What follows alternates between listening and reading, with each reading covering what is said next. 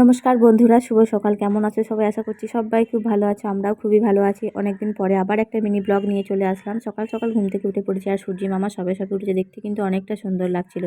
আর প্রথমেই এই যে কাজ হলো বিছানাটা পরিষ্কার করে নেওয়া, তারপরে তো বাদবাকি টুকটুক করে কাজ চলতেই থাকে। তো তো বিছানাপত্র পরিষ্কার করে নেওয়ার পরে ঝাঁটপাট দিই, তারপরে একটু মোছামুছি করে নিই, ব্যাস ঘর বারান্দা। তারপরে স্নান টান সেরে একদম খাওয়া দাওয়া সেরে নিই।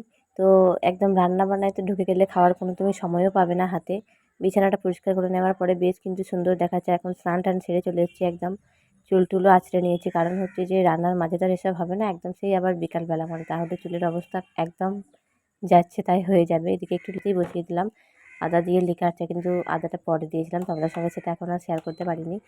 এদিকে রান্নার জন্য মা কিন্তু আঁচটাও দিয়ে দিয়েছে, একটুখানি ধোয়া রয়েছে, সেটা কেটে গেলেই আমি রান্নাটা বসিয়ে দেবো।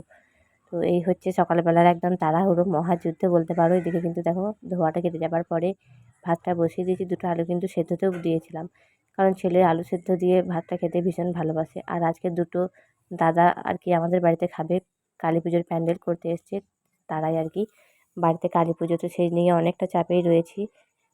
তো অনেকদিন ভিডিও দিতেও পারিনি, লং ভিডিও বা শর্ট ভিডিও কিছুই। চেষ্টা তো অনেক করে যাচ্ছি যাতে ঠিক ঠিক টাইমে ভিডিওগুলো আপলোড করতে পারি, কিন্তু মাঝে মধ্যে তো এনার্জি হারিয়ে ফেলি, তখন আর ভিডিও পোস্টও করি না। মনটাও ভীষণ খারাপ থাকে, যাই হোক মনে হয় আর কিছু হবে না।